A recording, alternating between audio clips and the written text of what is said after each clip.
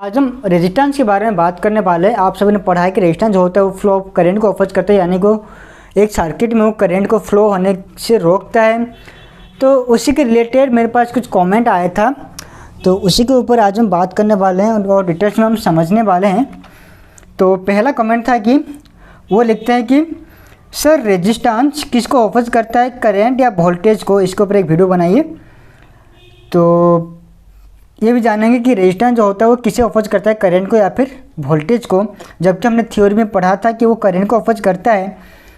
तो question number 2 और एक क्वेश्चन आया है, तो यहाँ पर उन्होंने लिखा है कि सर हम सब ने पढ़ा है रेजिस्टेंस जो होता है वो करंट को ऑफर करता है, पर अगर हम देखें तो एक सीरीज सर्किट में करंट सेम रहता है जबकि वोल्टेज वहाँ पर चेंज होता है, ऐसा क्यों होता है। तो इन्हीं दो क्वेश्चन के बारे में आज हम बात करने वाले हैं।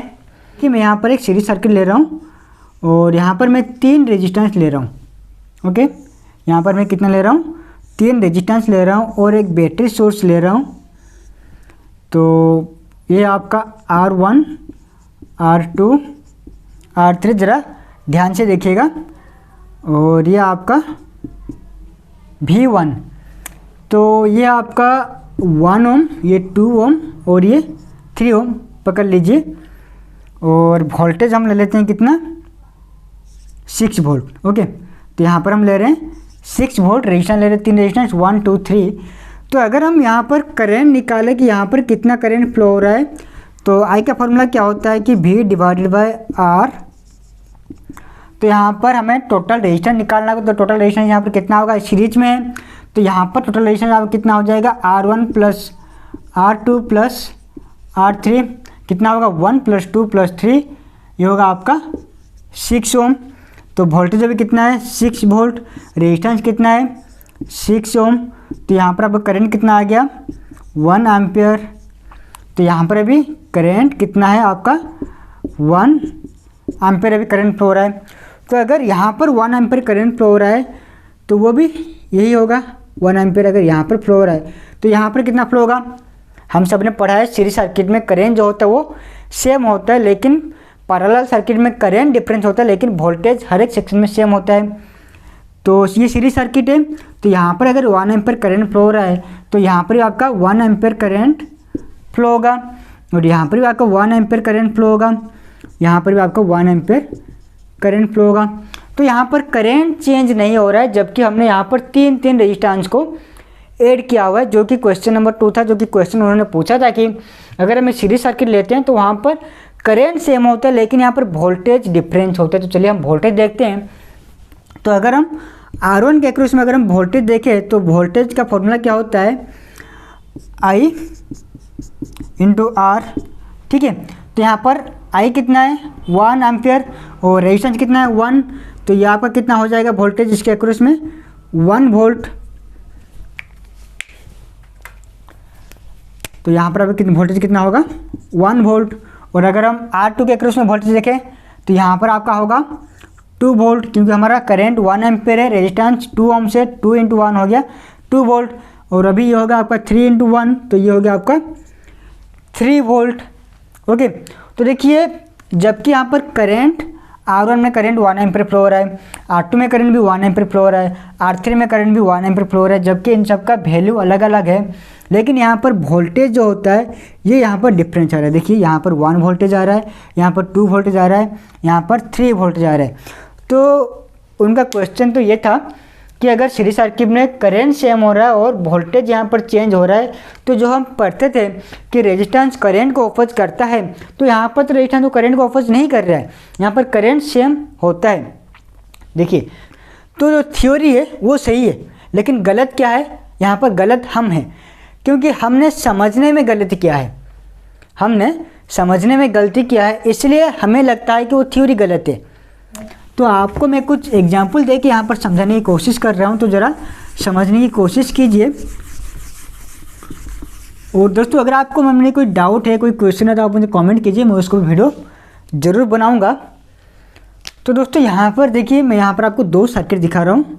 यहाँ पर मैं 2 सर्किट ले रहा हूँ आपको समझाने की। मैं यहाँ पर 2 सर्किट ले रहा हूँ, तो दोनों का पोटेंशियल डिफरेंस जो कि V है, ये दोनों का सेम है।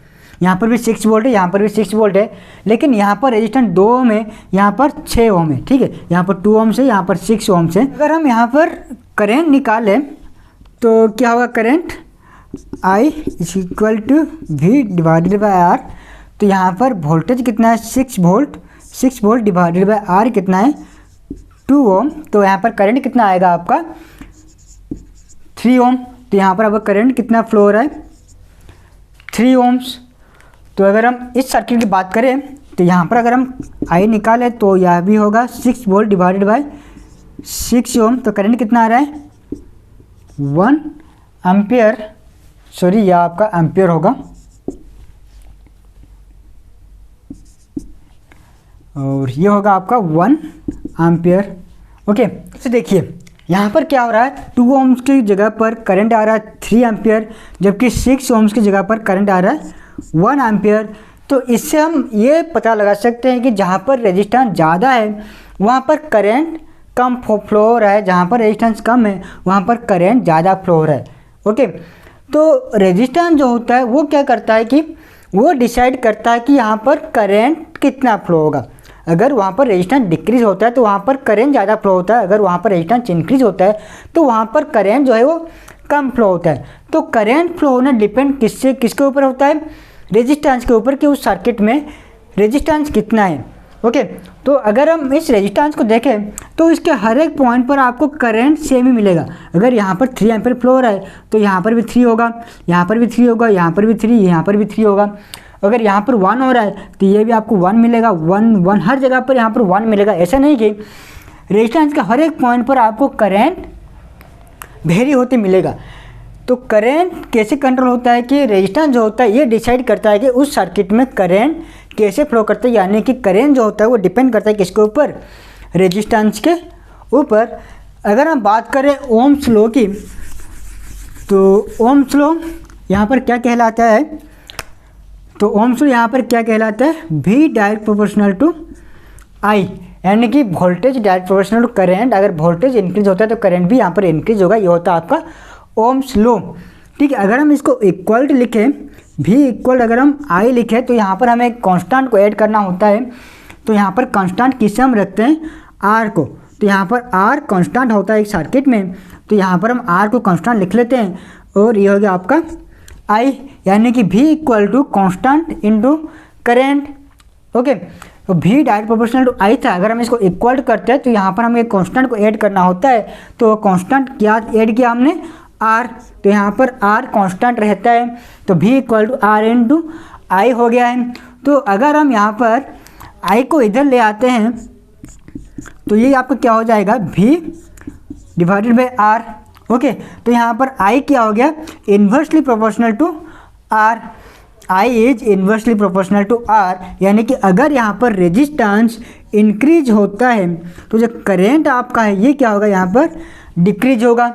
और अगर यहाँ पर रेजिस्टेंस डिक्रीज होता है तो जो करंट है ये यहाँ पर क्या होगा, आपका इंक्रीज होगा। यानी कि जो करंट है वो किसके ऊपर डिपेंड करता है, रेजिस्टेंस के ऊपर। तो जो आपने क्वेश्चन पूछा था लगभग उसका आंसर आपको मिल गया होगा कि रेजिस्टेंस किसे ऑपोज करता है, किसे ब्लॉक करता है, किसे छोड़ता है। अगर आपको फिर भी कोई डाउट रह गया हो वीडियो में तो आप मुझे कमेंट कीजिए, मैं उसका आपको सलूशन बता दूंगा।